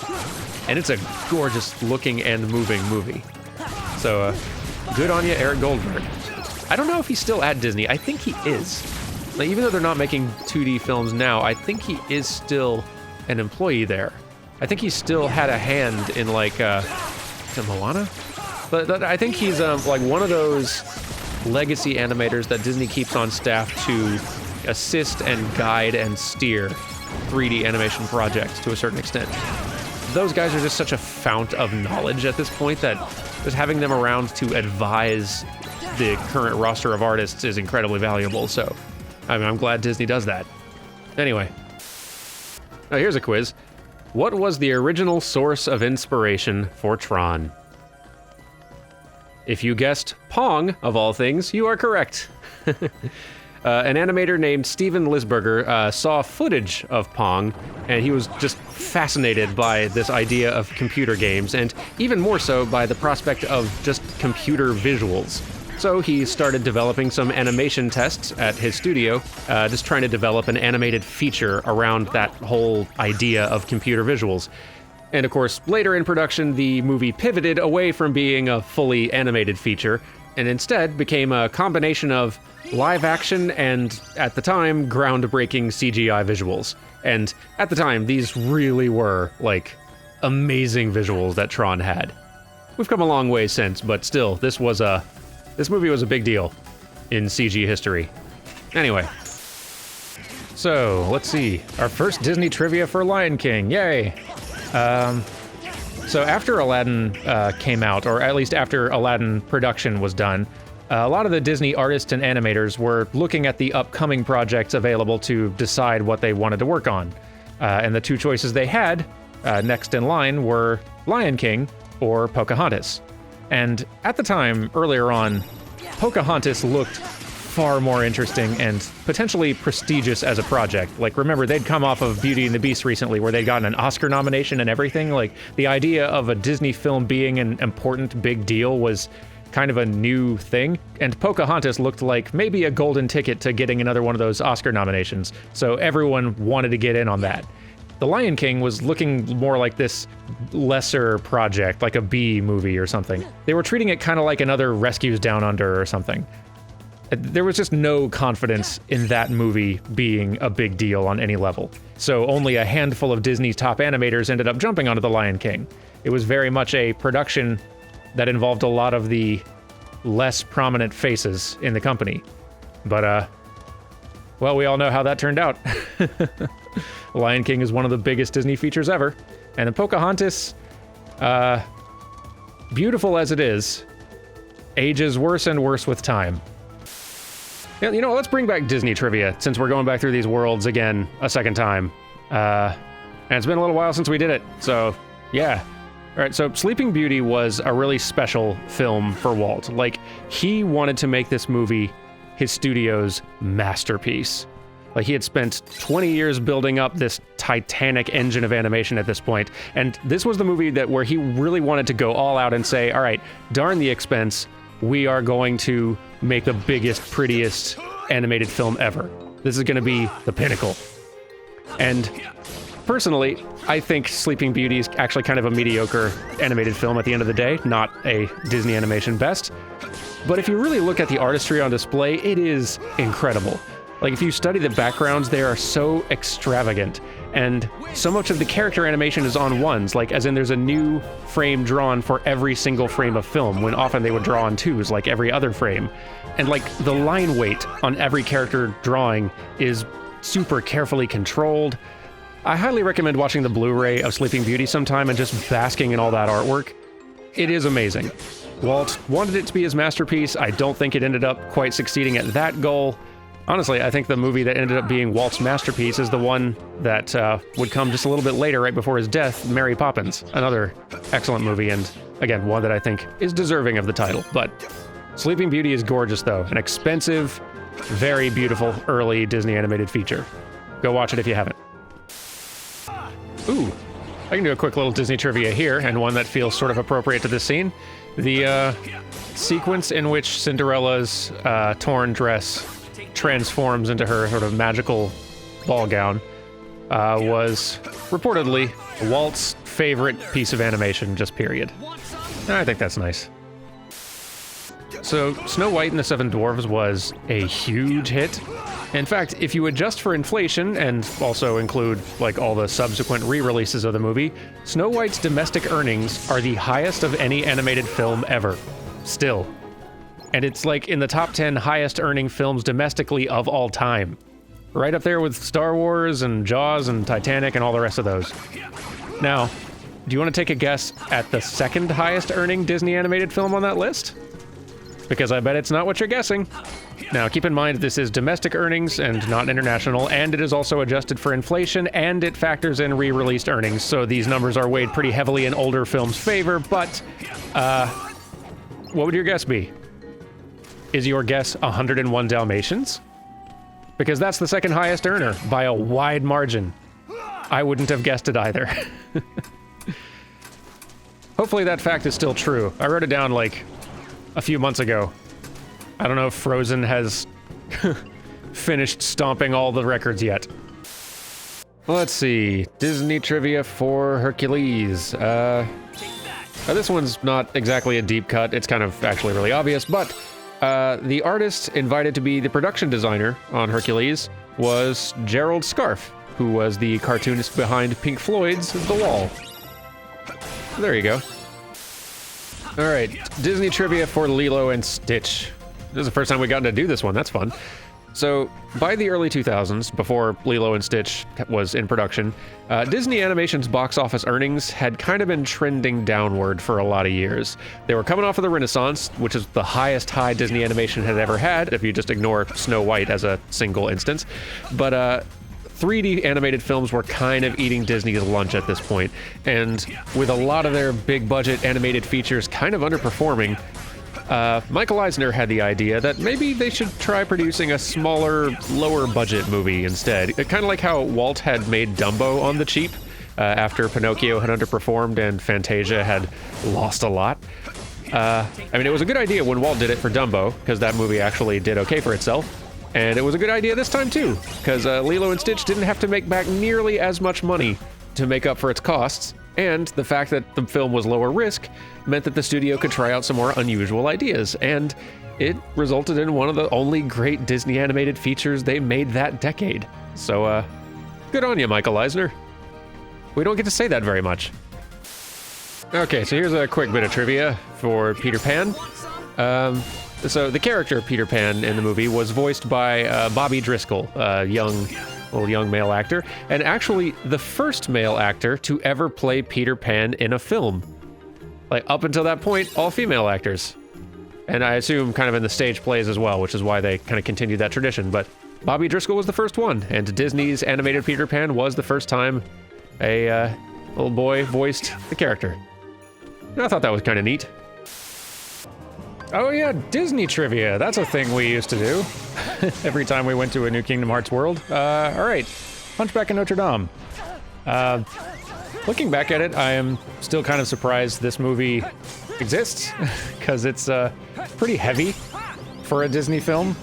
If any of you who've seen it will know what I mean. But the funny thing is that the film's directors were given the order to, like, keep religion out of it as much as they could, which is kind of hard, because it all takes place in a church, and the main villain character originally was an archdeacon of Notre Dame. So, like how do you do that? They tried basically by making the Frollo character a judge in the town instead of an affiliate of Notre Dame. But I think the animators kind of felt that it was wrong to, like, try to, like, remove religion entirely from this villain's character, so they tried to dress him up in robes and stuff and make him look like a religious official anyway, and it does kind of read that way in the film, for sure. Like, you definitely get the sense that, like, they call him Judge Frollo, but he seems like a religious leader, and it's hard to not see him that way, so yeah, I guess good on you, artists. You did it. Do watch that movie, by the way. Like, it's got I would call it a mixed success overall as a movie, but some amazing musical numbers, and yeah, worth a watch, absolutely. Since we just came from doing, like, a Tron death game type thing, in the sequel, Tron Legacy, I think it was called, Tron 2, you know what I mean, all of the crowd noise for the disc battle sequences were actually recordings of fan reactions in Comic-Con Hall H. Like, they needed crowd noises for these battles. They needed to get, like, chants from a stadium type environment thing, and then they kind of realized, oh yeah, we're gonna be doing our Comic-Con show. Let's just record that. And so they did, and apparently it worked. Well, hey, while we're here, an extra little bit of Tron Disney trivia, just because I don't think we're going to be doing Tron stuff again in, as far as I know, in future Kingdom Hearts'. You know the cool light-up pattern clothes everybody's wearing? They're not actually CG. I know, like, you'd think that they're CG, but those were actual light-up clothes that they were wearing on set. And the batteries that powered them barely lasted. They lasted like 8 minutes, 10 minutes. It lasted a very short amount of time. Like the instant, every time they called cut on a shot, they had to turn off everyone's clothes lights. So the things wouldn't so the batteries wouldn't die too quickly, too often. Which is funny, but also like, that's kind of cool. So you know how in modern animated films, it is very common for the characters to be voiced by celebrities, right? Like that happens more often than not. Lindsay Ellis has a very good video about when that trend really kicked off into high gear, about like Robin Williams playing the genie and stuff like that, but very good video, worth watching. But my point is, the trend of hiring celebrity voice actors for animated films actually goes back a lot further than that. A lot further than a lot of people think. In fact, the very first, well, I guess it depends on how you want to quantify this, but the first animated film to feature celebrity voice performances, I think, arguably was Pinocchio, which was the second Disney animated feature. See, because, like, Snow White made bonkers money, and Walt was kind of on top of the world at this point, so he was like, all right, we're putting stars in this next movie. So, like, Jiminy Cricket's actor was a famous singer, Pinocchio's actor was a child star, and there were, like, a bunch of other known names on the cast list. And like, you just don't think about celebrity stunt casting happening that early in American animated film, but it's been with us for a long time. Ah, darn it. Riku's dropping already. As long as we're running around and just fighting stuff, let's do just kind of a random bonus Disney trivia thing. So, and in fact, we'll make it a quiz. It's a one-question quiz, but you know. So, which animated Disney film was the first one to be set in what at the time was a contemporary setting? Like, it's not modern day anymore, obviously, because the movie's old, but what was the first one? Do you have your guess? No cheating. All right. Did you guess 101 Dalmatians? Because that's the one. Congratulations if that's the one you guessed. As a prize for your very good guess, let's ride this. Yay. All right, so, you know, for Disney trivia, I don't have anything for this animated short and or comic, so let's do something for, like, the Disney World parks. Because, man, parks are loaded with cool trivia stuff. So, here's one. The Disney World costume department has to manage, like, 1.2 million costumes just for Disney World staff, which is bonkers, and also, that makes it the largest costume department in the world. And that's kind of cool. Seriously, if you have any interest whatsoever in Disney theme parks, and even if you don't, even if you just kind of have passing interest in theme parks at all, just look up some facts about how those parks are run, how they were built, their history. I find that stuff fascinating. Hey, you want to know another weird Disney park fact? When you are in a Disney park, you are at all times never more than 30 paces away from a trash can. Like, pretty much guaranteed. And what's more, they're all probably very well themed after the particular part of the park you're in. Where they're, like, easy to find, but they also look like they fit right in with the decor. Again, the design of Disney parks is great fun.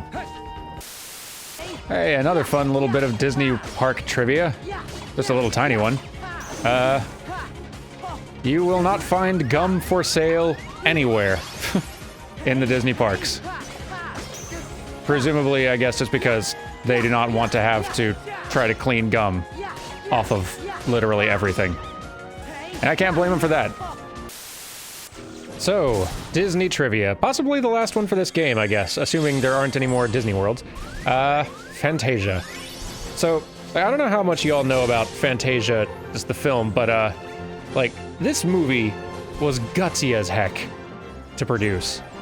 Walt Disney was a really ambitious fellow in general, if that's not already been made abundantly clear, and he was a visionary who made a lot of very ambitious gambles.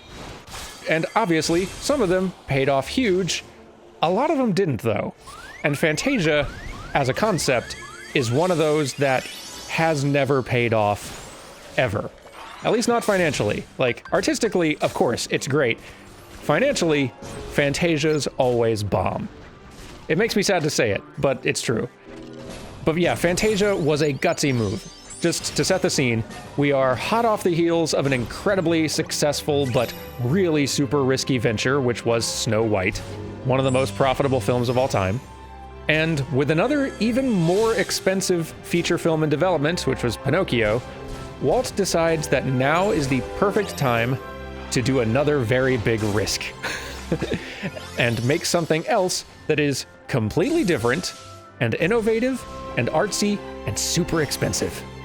Fantasia wasn't just a big expensive movie to make artistically, like it was expensive to distribute. Like they had to invent entirely new sound systems for this film's theatrical run. Because Walt wanted going to this movie to sound and feel like a symphony-going audiovisual experience. And the original idea for this movie was that it was going to be this constantly touring show where they would keep swapping in new sequences and continually changing it so that it was a new experience every time you went. But when it initially released, it bombed super hard, so that obviously didn't happen. But Disney would eventually revisit the concept again 60 years later, and it would bomb hard again. I would love to see something like Fantasia attempted again someday, but given how the last two have gone, I really don't expect we're going to see that for a long, long time. Maybe not ever. Very likely not within my lifetime. Ooh, little hidden Mickey. That's cute. It's a very Disney touch. I actually love that. So, all right, this is barely trivia, but it's a thing that, like, if you don't know about it, it's great. One fun thing about the Disney theme parks is, like, they're just extremely well just designed and engineered as places. And something that fans have found a lot of fun in is finding all the places where there are little hidden, like, Mickey Mouse emblems like that in the parks. Because there are, like, a lot of really subtle ones snuck into the design just about everywhere. Like, just in all kinds of stuff in the environment. So, I don't know, next time you're in one of those parks, if you go, look for little hidden Mickeys around. They're usually not that obvious, but still though. You know, as long as we're fighting in this very pretty area, let's go ahead and get started with some Disney trivia, huh? Because we got plenty to go through. And, yeah, I got nothing left for Hercules, so let's do one from a Disney film that almost definitely won't enter Kingdom Hearts at any point. The Great Mouse Detective. Now, the film's original title was going to be Basil of Baker Street, which is the title of the book series that the movie was based on. But the Disney marketing department, they felt like that title was kind of impossible for them to work with for some reason. I don't know, maybe they just thought it was too English. I don't know. For whatever reason, they decided, no, let's change this to The Great Mouse Detective. Now, some of the filmmakers were very upset about that. Like, they didn't like that change at all. And one of the animators, anonymously, of course, circulated a forged office memo appearing to be from the desk of studio executive Peter Schneider, declaring that in addition to changing the name of Basil of Baker Street, they were also going to change the name of all previous Disney features which had already been released. So, henceforth, these films would be known as Seven Little Men Help a Girl, Robin Hood with Animals, Puppies Taken Away, Aristocats, that one stays the same, The Girl with the See-Through Shoes.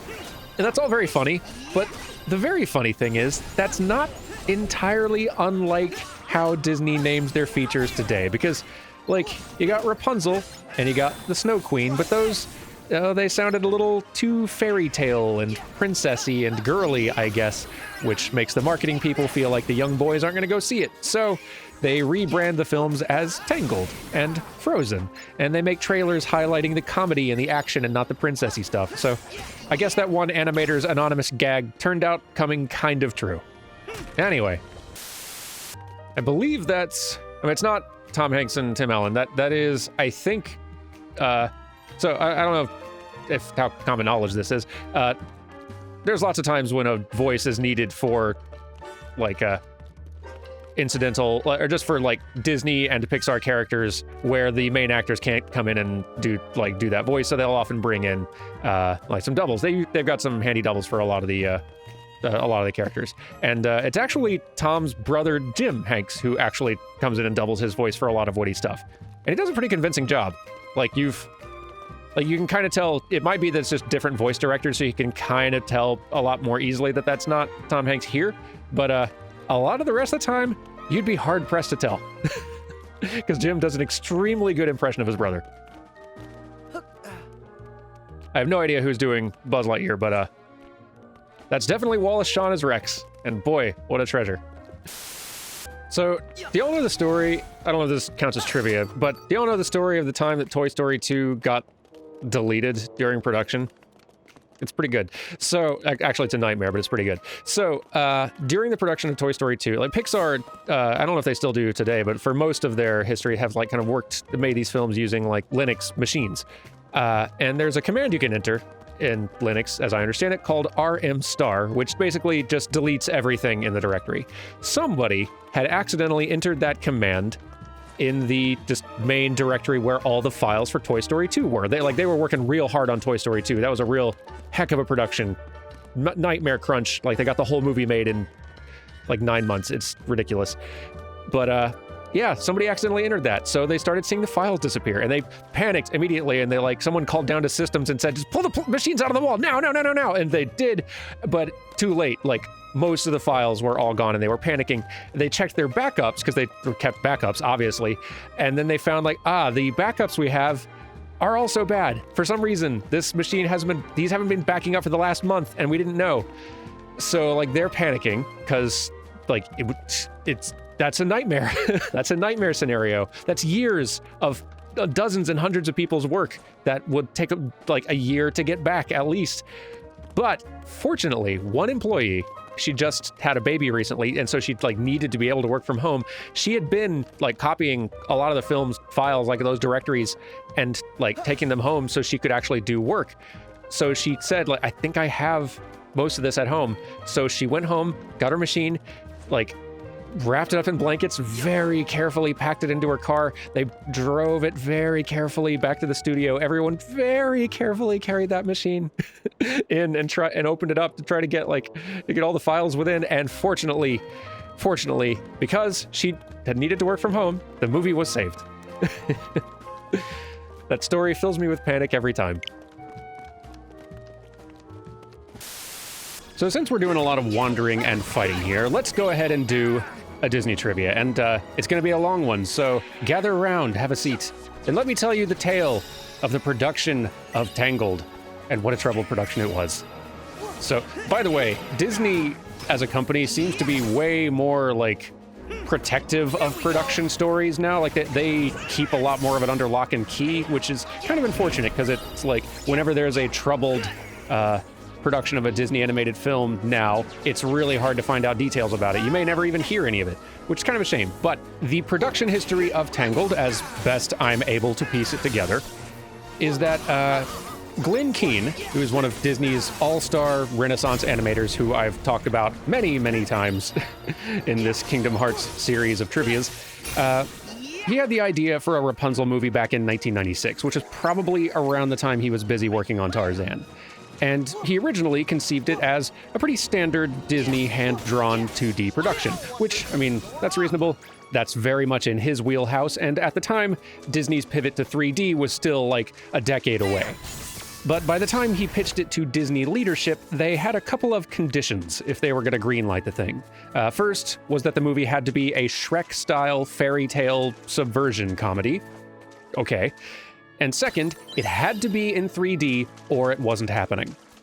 And I'm pretty sure Keane was happy about neither of those terms, but he wanted to make the movie, and his hands were tied. So Keane gathered together a bunch of Disney artists and animators from both the 2D and the 3D sides of the fence, because by this point, Disney had both 2D and 3D departments doing work. And Keane apparently held this really big internal seminar called The Best of Both Worlds, in which they all discussed the strengths and weaknesses of 2D and 3D animation. And boy, I would have loved to have been a fly on that wall. But eventually it was decided that, all right, this movie is going to be made in 3D, but they're going to do their darndest to imitate the traditional 2D animation aesthetic, which is a really daunting thought because that had not been done in 3D to this point. So the movie went into pre-production around 2002, I think, and it was under the title Rapunzel Unbraided at the time, with Keane in the director's chair. And I don't know exactly what happens over the next few years from there, but it was probably pretty rough because by 2006, Disney decided that they were just going to shelve this whole thing. Clearly, something was going pretty bad. Fortunately for all of us, Disney acquired Pixar right around that same moment, and John Lasseter and Ed Catmull were then put in charge of Disney Animation the next week. So they quickly unshelve Rapunzel, and then Lasseter gives Keane free rein to do with Rapunzel whatever he wants. He can make the sincere version he originally intended. In fact, if he wants to do it hand-drawn, he could do that too. It's totally up to him. And surprisingly, Keane turned that option down. He wanted to keep making this thing in 3D like they had originally planned. So the movie went back onto the rails. Now, unfortunately, Glenn Keane had a heart attack in 2008, and he had to give up the director's chair as a result of that. So instead, he shifted into the role of like an animation director, and he let the director and storyboard director of Bolt, whose name is escaping me at this minute, sorry, take over directing and finish the version of the movie that we now have. Now, given that this movie was being worked on in some form since at least 2002, and given that it had a tumultuous production with a whole lot of starts and stops and story pivots, and given the just ambitious nature of this movie from an artistic and a technical standpoint, I am not surprised that this is the most expensive animated film ever made. Like, just the piles of money that they must have had to throw at this production just to pay for the crunch required to get the final incarnation of the film done in time must have been steep. But yes, that is the story of the production, and I actually have some more that I want to say about the aesthetic of Tangled, but I'll look for another good stretch of fighting before we get into that, because this is long enough.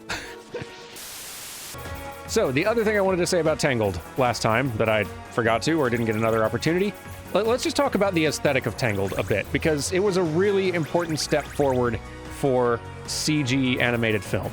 Because there's a lot of stuff that 3D just isn't good at. Or at least things that are way easier to do in hand-drawn animation. And back at the time that Tangled was being made, that list of stuff was a lot longer. But from everything that I've heard and read about the production of Tangled, it sounds to me like Glenn Keane was not willing to take no for an answer. Just as an example, it's really easy when you're animating in 3D to just accept the results that your character rig gives you. Like, you pose a character and you look at how the limbs and the joints bend and you look at the shapes they make and you just think, yeah, it looks pretty good. That's probably how it should look. But Glenn Keane was not having that. He would say, no, this is how Rapunzel's torso should look when you twist her shoulders this way. Like, that's how we'd make it look if we were doing this by hand. And there should be like this nice clean curve down the leg like this. And if the character rig's not going to do that, then just change the rig, I guess, till it does. That was basically his approach. I hear stories about animation dailies with Keane on this film and how, like, every day he would be framing through the animator's shots and drawing over them with a Cintiq, just pushing the poses and refining the silhouettes a little further. Basically just drawing the poses how they would look if he was still drawing them by hand. I'm told that sometimes it was like he was practically reanimating some of these shots on the spot. And it would have been a big challenge trying to animate these CG characters in such a way that, to the camera at least, they have that old 2D Disney appeal. Heck, the modeling and rigging requirements necessary to even make it possible for the animators to move and shape the characters the way they needed to, it must have been daunting. Glenn once described it being very hard to find what he calls bridge people, like people who really understand both computer and hand-drawn animation and like can translate between the two. But the results, as you can see, or I guess as you have seen if you've watched Tangled, are really amazing. And ever since that feature, Disney 3D character animation has looked significantly better. Like the human character animation in CG Disney films looked way better after Tangled. Ever since Glenn Keane and the Tangled animation team proved that it could be done, Disney has done it consistently since. So in a way, it almost ended up being like this production-long mentorship of Disney 3D animation. Glenn Keane himself had learned originally under 2 of the 9 old men, like Ollie Johnston and Eric Larson. And Tangled kind of feels like Keane passing that baton on to the next generation of Disney animators, which I think is what is happening? Yeah, as long as we're doing fights, let's do another Disney trivia. Or I guess a Pixar trivia, technically. And let's keep it a little shorter. We had a few longer ones last time. And I don't have a whole lot for Monsters, Inc. anyway. But one of the people originally offered the role of Buzz Lightyear in Toy Story was actually Billy Crystal. He turned it down when he was initially offered and later really regretted it when Toy Story went huge. Like, biggest mistake of his career, he said. Now, upon learning that Crystal had, regretted turning it down, John Lasseter, when Monsters, Inc. was coming together, ended up calling Crystal up at his house to offer him the role of Mike. And when Billy Crystal's wife answered the phone, and then when she handed over to Billy saying that John Lasseter is on the phone, apparently, Billy Crystal just took the phone and immediately said into it, yes. And then he was Mike Wazowski, and things were great. So, Winnie the Pooh, the 2011 film, was the last traditionally animated feature film that Disney Animation has produced, at least to date, which sucks. But on the plus side, that film was animated by, an all-star lineup of veteran Disney talent. You got Mark Henn, who was the animator behind Ariel and Belle and Jasmine and Mulan and Tiana. He was supervising animation on both Pooh and Christopher Robin. And then on Tigger, you got Andreas Deja, the animator behind Gaston and Jafar and Hercules. Then on Piglet, you've got Bruce Smith, who's one of my favorite animators. He's the guy who animated Kerchak in Tarzan, Pacha in Emperor's New Groove, Dr. Facilier in Princess and the Frog. Dr. Facilier's animation is amazing. And then, on Rabbit, you have the legendary Eric Goldberg, who animated Genie and Louie in Princess and the Frog, and he directed that whole Rhapsody in Blue sequence in Fantasia. Let's see, on Eeyore, you've got Randy Haycock, who is the animator behind Clayton and Prince Naveen. Dale Bear, who was the guy behind Simba and Yzma and Ray, he was animating Owl. Just so much incredible talent packed into this one relatively humble little Disney feature. I highly recommend watching this movie if you haven't, because it is just wonderful. It is as wonderful as any one of these 100 Acre Wood visits have been. I got a good bit of Frozen Disney trivia. Let's go ahead and do one now. So, the song Let It Go, obviously a really big hit, and there are 3 things that I love about listening to the Frozen crew talk about the song. First, I love hearing everybody say that this was the song that finally cracked the movie and made the whole thing start to come together. Second, I love listening to the songwriters Robert Lopez and Kristen Anderson Lopez talk about it, because those two are just precious together. They're amazingly talented people also. But third, and this part's my favorite, I just love hearing everybody in the studio talk for minutes at a time about this Idina Menzel song featuring a character who's been made into a villain, and she's coming into her own and slowly abandoning her fear, and she's starting to experiment with a new identity and becoming an enemy of her whole kingdom in the process, but finding freedom and joy in just being herself. And the entire time everybody in the crew is saying these things, nobody slips up and never once accidentally utters the words wicked or defying gravity. Now, it is entirely possible that this song did come to be entirely organically, and that is the story everybody's telling, so it is probably the stone cold truth, but it's really hard to look at the song and not assume that somebody at Disney definitely went to see Wicked and then came back to work the next day like, guys, I have an idea. Oh, crap. Okay, so I was told this was going to be a thing. And I'm going to have to talk over all of it, and we're going to turn the music way down because I'm not getting content ID'd on this one. No, thank you. Okay, so you know what? We're going to do a Disney trivia over this. Sorry, everyone, but if you want to see this, you can... You've probably heard the song a million times already, so... I mean, you're good there. I'm going to talk all over. In fact, while we're here, and gosh, this looks so goofy, literally.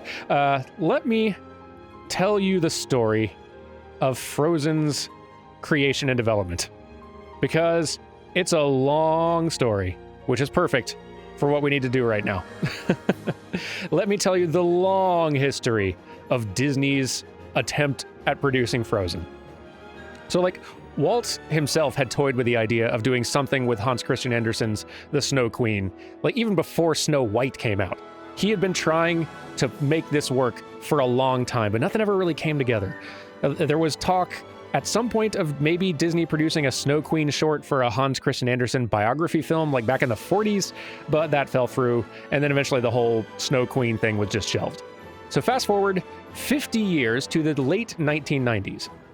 Now, riding high on the success of the animation renaissance that was happening, Disney started development of a Snow Queen film again, but again, it just didn't quite come together. Glenn Keane was attached to work on it at one point, but then he bailed to go work on a movie about Rapunzel, which itself took a long time to actually get produced, you may recall. A few more folks tried to make pitches for this Snow Queen thing, but it just didn't work out, so back onto the shelf it went. So Michael Eisner at one point was pitching the idea of like maybe Pixar could take a crack at the Snow Queen once their contract with Disney was renewed, but then of course those contract negotiations went south, and then Eisner was ousted, and the whole idea fell by the wayside again. It's so bizarre seeing these boys added into these scenes. Anyway, so then, in 2008, once Disney Animation had been put in the hands of John Lasseter and Ed Catmull, a new attempt to get the Snow Queen off the ground began when Lasseter convinced an old Disney guy, Chris Buck, to come back to Disney, and Buck pitched the Snow Queen as one of his potential film ideas. Like, he really wanted to make a film playing with the notion of true love in a way that Disney Animation hadn't before. But then the film went into development hell again, because Disney just could not crack this movie. But finally, by 2011, they got some momentum. The film was announced, the Lopez's were brought in to write the songs, Chris Buck was directing it, they were finally going to make this happen. But just again and again, the story kept refusing to work. The characters weren't resonating, and it still just wasn't quite working though. And the problem was that just something about the characters wasn't working. Like they weren't resonating for whatever reason. And what follows from there, because again, by this point, the film has been announced, so now they are committed. They actually have to do it.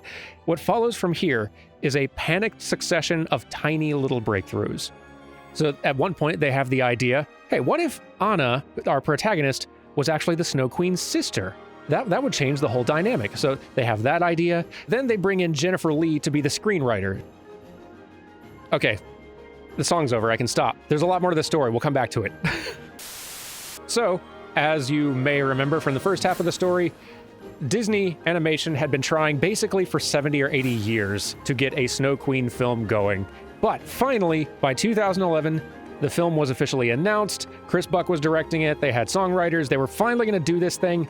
So then they bring in Jennifer Lee to be the screenwriter. She had written Wreck-It Ralph before that, and she starts reshaping the film in all kinds of ways that are exciting, but they basically require the production team to essentially start over with less than 2 years before the film is slated to come out, which is a really scary timetable. And then the Lopez's write Let It Go, which is a song that reframes the Elsa character to be way more sympathetic. And that idea changes everything again, which, yikes. At this point, the release date's barreling down on them, but now the core is figured out. And then they have another breakthrough when they figure out that, hey, this Prince Hans character, the dashing prince guy, normally he would be the default romantic interest, but let's actually make him to be the villain this time. And let's have Olaf, the snowman, not be this mean, obnoxious jerk snowman that we currently have him written as. Let's make him a comically innocent character, which makes a lot more sense, because why on earth would you cast Josh Gad to play a jerk? That doesn't even make sense. And at this point, Jennifer Lee has had such a huge impact on this movie that they go ahead and make her the co-director. So now it's November 2012. The film is supposed to come out in 1 year, but at least they've cracked it, except they haven't actually. 2013 rolls around, the release year for the movie, and in February, they realize the movie is still not working. So they rewrite some songs, characters get added, the other characters get removed. It's a mess and it's terrifying. But then they show what they've come up with to some test audiences, and the reaction is huge. So, okay, they finally got it. They just got to crunch to death to actually get the film done on time. Now, this story might have caused y'all some anxiety. It scares me too, to imagine.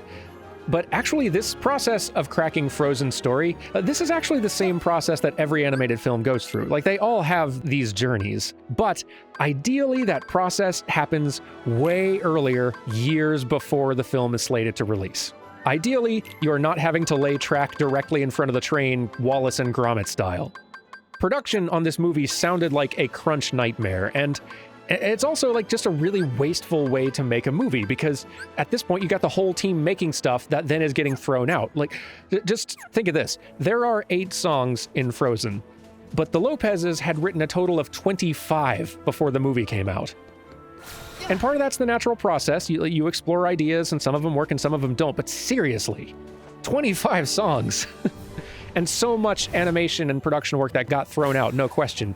Like, I don't envy the crew on this film. And I'm really happy that Frozen turned out to be one of the most successful films of all time, because usually when a film goes through this kind of nightmare process, it doesn't turn out so well. So hey, one last little bit of Frozen Disney trivia.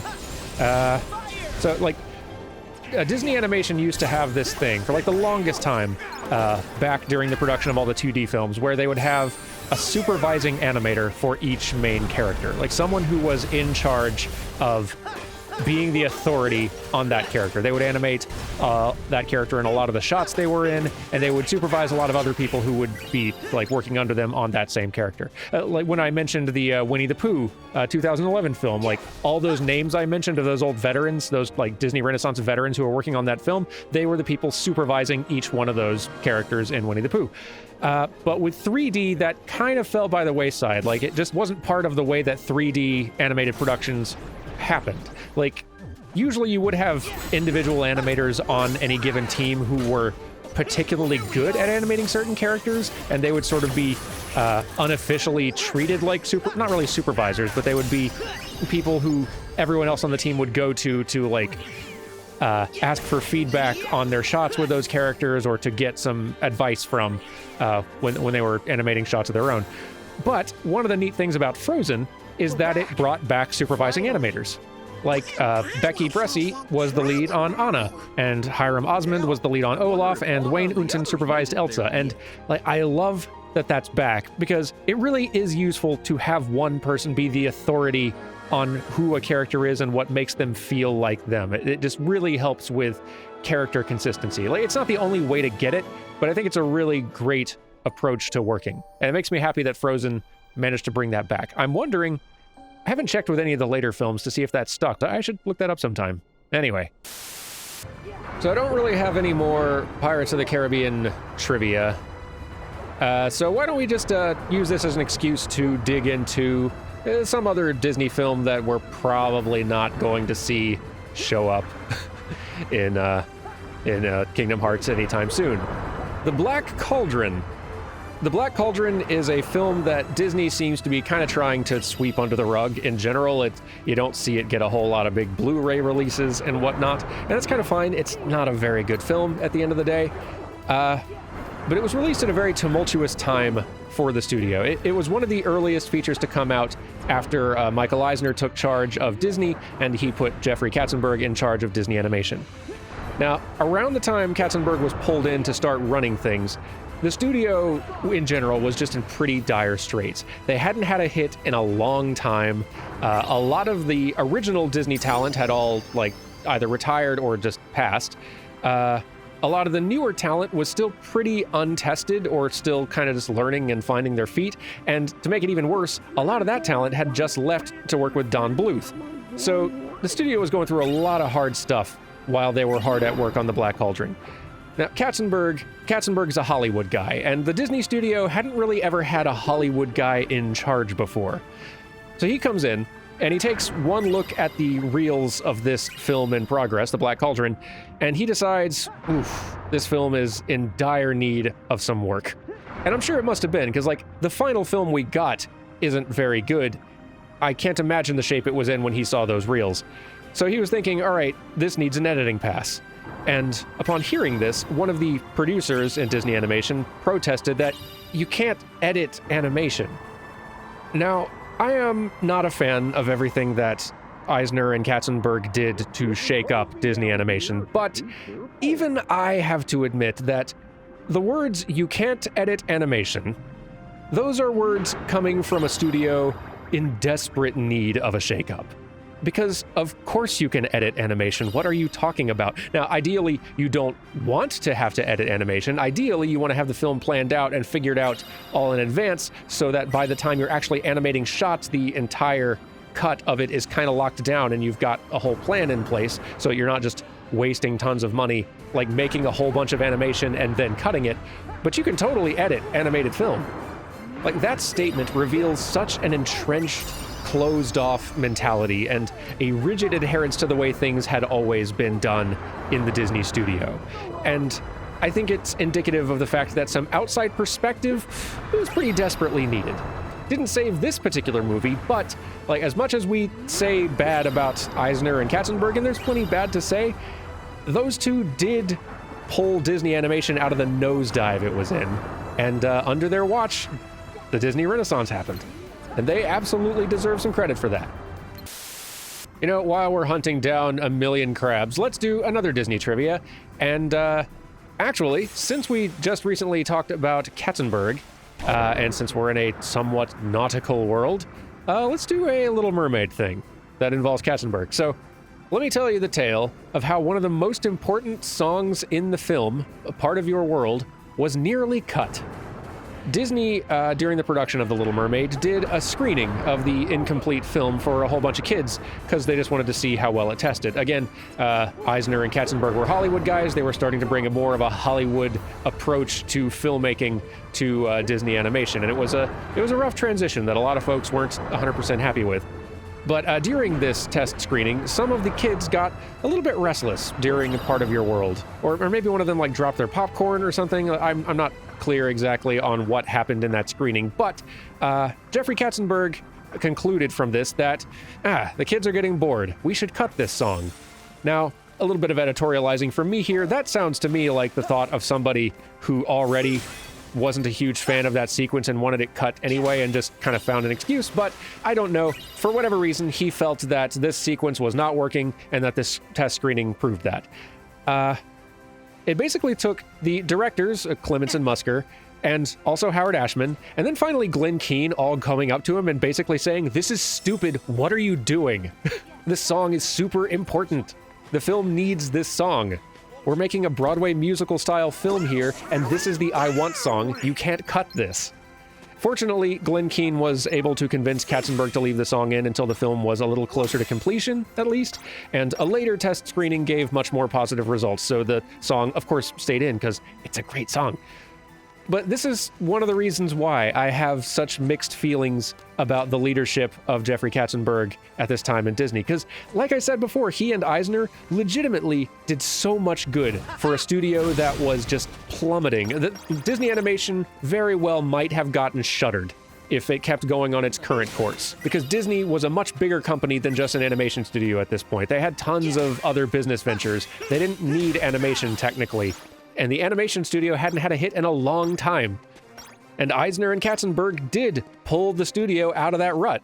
But these two guys weren't really storytelling visionaries, they were business guys. And Walt did a lot of business, but he was also very much a creative visionary who was into taking a lot of risks.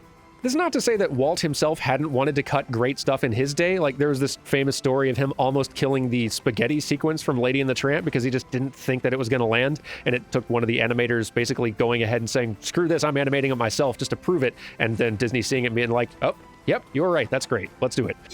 But when Disney was making that judgment call that he changed his mind on, he wasn't making it based on one solitary point of test marketing data.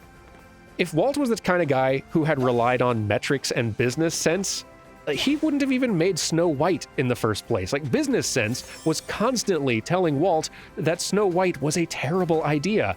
But he held fast and said, "No, just watch, this is gonna work." because he was a visionary type. And he wasn't always right. He guessed wrong a lot, actually, but he knew a great thing when he saw it. The crabs are getting away. And Katzenberg, meanwhile, screened an incomplete film to a kids-only audience and made a snap decision at the first red flag. He had also apparently cautioned the directors at the time that saying that, like, you know, Mermaid is probably not going to be a huge box office hit like Oliver and Company was. So don't, like, set your expectations too high. This is a girls' film, after all, which it amazes me that that nugget of bad Hollywood wisdom continued to exist for any amount of time. I mean, even now, Disney is drowning in Frozen money. I never want to be completely down on Katzenberg or Eisner or Schneider because they really did so much good for the studio. But I do think it is telling that this era of tremendous success they created, the Renaissance, started to sputter out and kind of nosedive under their leadership in less than a decade. Anyway, that's a lot of rambling. Let's get back to crabs.